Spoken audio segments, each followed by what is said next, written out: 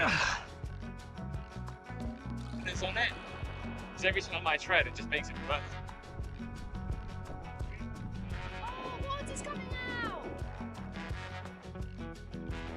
For those who have joined our story here, hi, we're Becka and Zach. We bought our boat Tay-Lee last March after saving for years, and after 6 months of figuring it all out in the UK, we ditched the lines and really started the adventure. So come along with us for the highs, the lows, and absolutely everything in between. Because we're not just doing it, we're bloody doing it.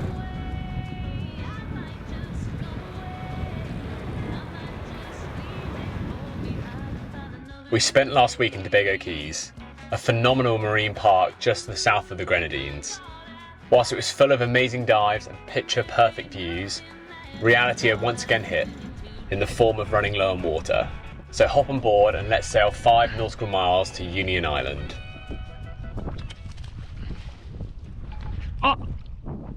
There's a line in the water! It's just going to slip through the line. I can't get that. Well, that's one way to start a morning. Yeah. Alright, You got it. Pass me the line. Got it. Okay. Okay, try again. Yeah. What even happened? Because there was a knot in the end. We got caught around, so I did the other one. And then that one suddenly pulled through quickly. Good job, Zach. Give me a high five. Wow, Tobago Quays is awesome. Oh, and if you haven't already, make sure you click that subscribe button and give the video a thumbs up if you like it. It really lets us know we are on the right track.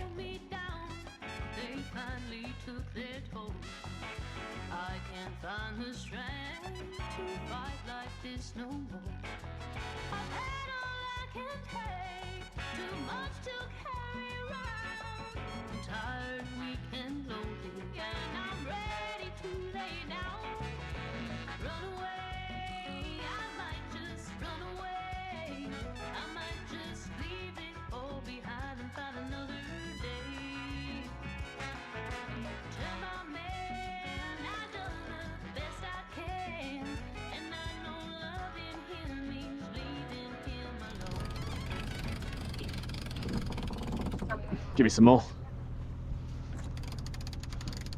And some more. A bit more.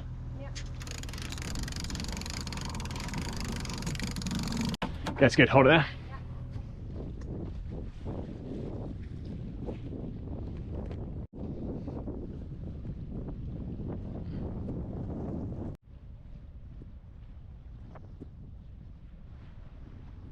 You can get that one just behind them.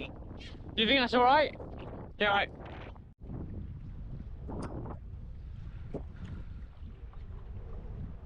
I'm alright.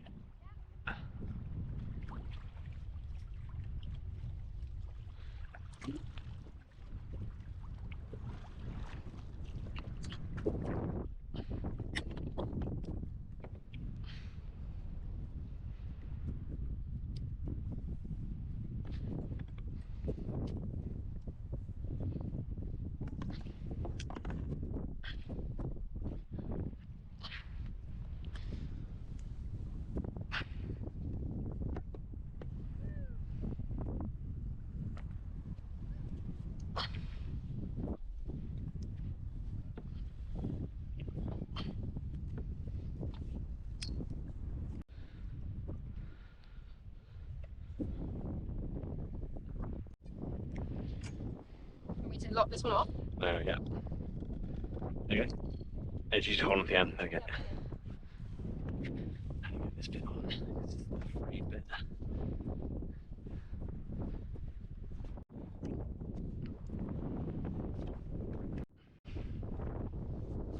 So we've just arrived in Frigate Island, just attached to a mooring buoy, and we've kind of been having this little conversation about mooring buoys recently because when we were in my row, mooring buoys were there, they were free, and yet people were going and anchoring all in the mooring buoy field and around and all of that.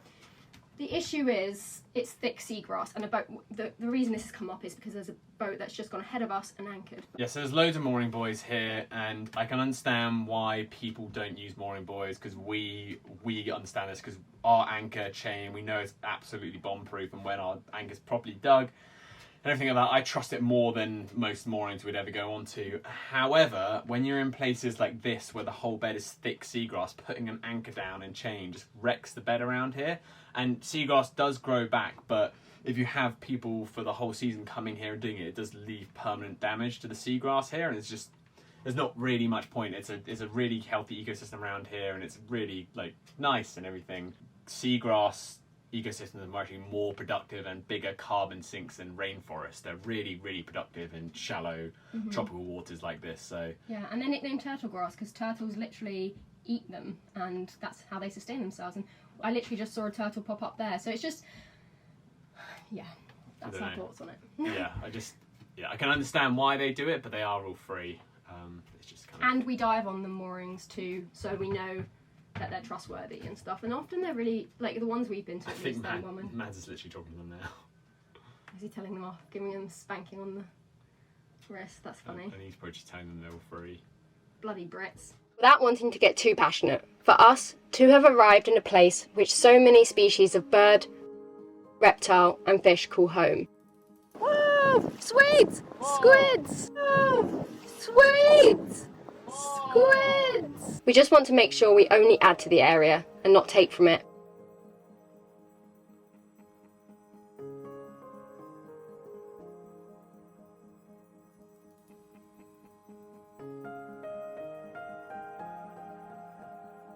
Sadly, the humongous deterioration of the natural seabed started back in 1994, when a 300-berth marina, complete with golf course in the mangroves and big villas, started to be built. The crazy bit about this is that 8 years prior, the entire area was labelled as a marine conservation area and protected under the Fisheries Act of 1986. Clearly enough money exchanged hands to forget about the environment for a little while. Outrageous. Anyway, on a more positive note, the huge efforts of the team at the Sustainable Grenadines on the Ashton Lagoon Restoration Project have improved the water flow and rebuilt the ecosystems. Now you can hear birds chirping, see fish swimming, and named as one of the best spots to kiteboard, everyone is on track to protect this rescued lagoon.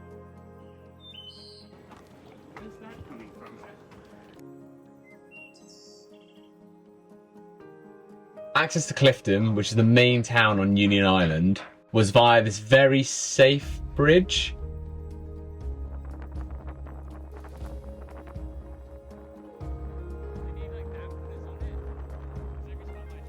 Notice how the warning sign was on the other side after we walked across the bridge. Nice. I've decided I'm not old. I'm 22 plus VAT, shipping and handling, so let's do this.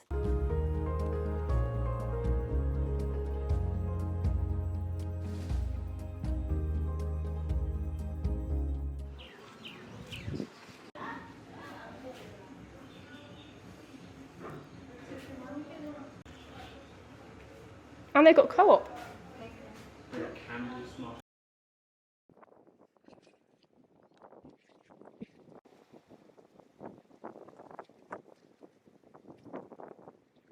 Overall in the Caribbean, topping up our water tanks hasn't been that difficult. There's usually a tap on shore where you can pay a couple of EC to fill a jug, or ferry docks allow you to pull up alongside. But the last few weeks of small islands, we were empty and thirsty. However, our friends at Sail Life came up with a plan, involving all the hoses we had, a few fenders, their watermaker, and Zach as a little water mule. Let's give this a shot. It's got a bit caught around that cleat there. Yeah.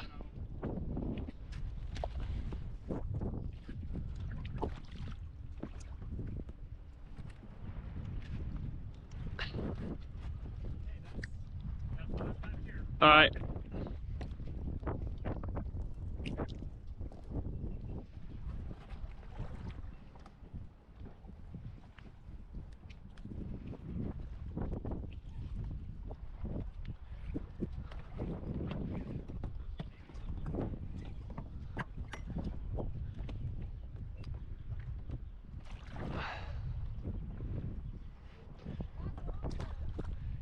It's going to be close.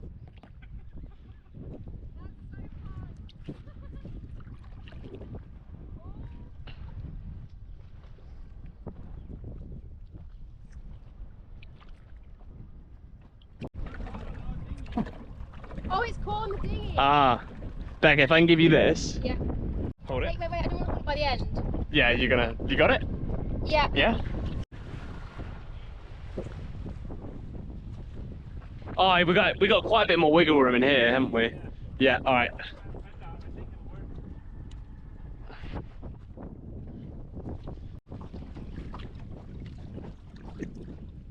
Where's it caught?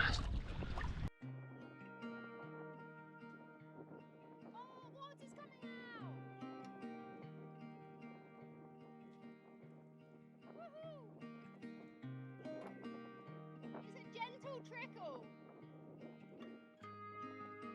That's so cool. Can I taste it?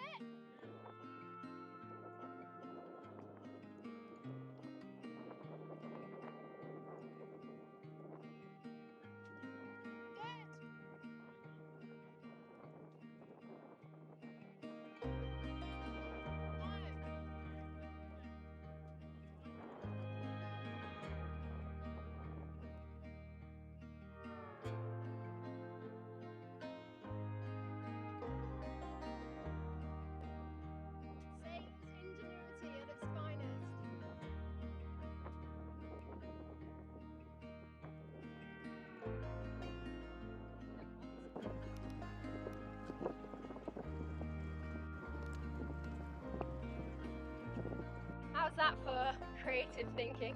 Pretty good. Really nicely.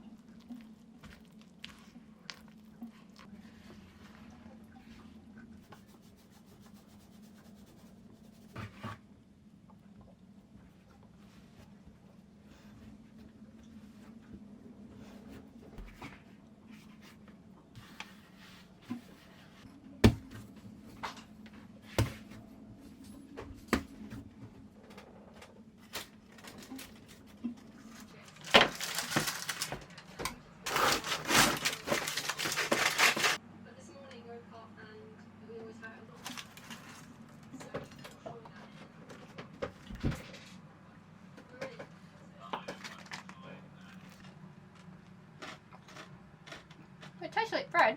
Yeah. Today we're doing something a little bit different, and our friends Matt and Ava from Sail Life have lent us their dive gear very generously. I've done just a day or two of diving in Thailand years ago. I'm actually hoping to do my open water at some point, but Zach is a dive master. So yeah, we're going to go in literally, I think, 2 meter deep water. We've got our depth, our handheld depth sounder here, and yeah, we're being as safe as we can be right now. I'm very, very excited. My list. So we're going to do mast clearing, clearing the reg. There's 2 ways we can do that. Reg recovery plus your second regulator, buoyancy control, and then we're going to do all the equipment setup and everything like that as well. So if we can do all of that, it would be happy. Nice. But yeah, not too much. But I think buoyancy control we'll be doing for a while. 1.8. Yeah, it's not far from where we want to be. This is quite a good spot. 1.6. Yeah, it's all sand here.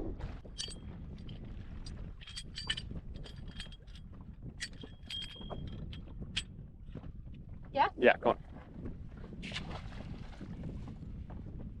So you want the air supply, which is that bit there, facing towards you when you put them on. Okay. Why are they taped over it? Just so no dirt or grime gets to the inside of them. You want it just poking out above it. And then we're going to take this off. And then when you take these off as well, there's a little rubber O-ring on the inside of here. Oh, yeah. You want to check there's no breaks in it or anything like that, and there's like minimal corrosion, because if that is broken, you're not going to get A good seal. good seals or anything like that. So, these. And that goes in there. Yeah. And then those ones off top like that. Oh. Good. I think she's a very little. Can you sit up on the side now? Oh, it's heavy. Yeah, you got it. Oh, I'm not going to capsize our dinghy, am I? No, you're good. Okay. You go to the side. Which hand? In your right hand? Yeah. Yeah. Alright. Alright. Alright. And then alright. Whole back of head though. Yeah? Okay. And I can just breathe straight all the time. Yeah. Okay. 3. I'm going to go first, then I'm going to wait for you in the water, okay? Yeah. Yeah.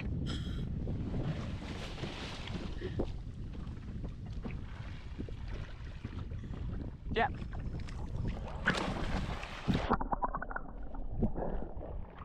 Yeah, you're good. And then just kick over to me, yeah? It's trying to roll me. It's alright, so just stick upright. With this, we're just going to deflate it a little bit, yeah? And you'll stick down a tiny bit. We're going to drop down just around our knees. Yeah. We're going to sit down there for a bit, just breathe normally. Yeah. I'm going to do the mask recovery thing twice, and I'm going to point to you to do it. And if I go like that, I want you to do it again. Most of the hand signals make sense, so you watch me, and then I'm going to do it twice, and then that's me repeating it for the second time. Yeah. And I'm going to get you to do it twice as well, or 3 times if you mess up one of them, yeah? Okay, yeah. Yeah? All good? So,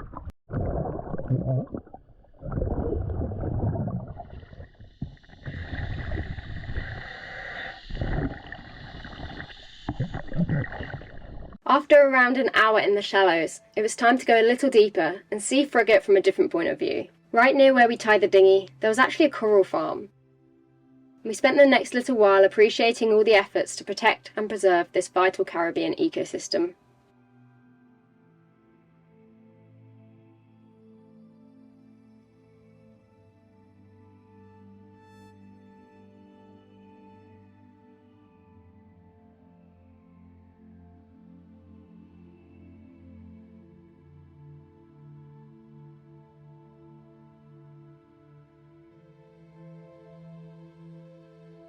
this was a fun spot to hang out and explore for the week, and fill up our tanks. Let us know below what the most creative way that you've seen cruisers filling up their water was. Check in with us next week to see us sail to Teaugukug, where we sip, we paint. Very nice, Becca.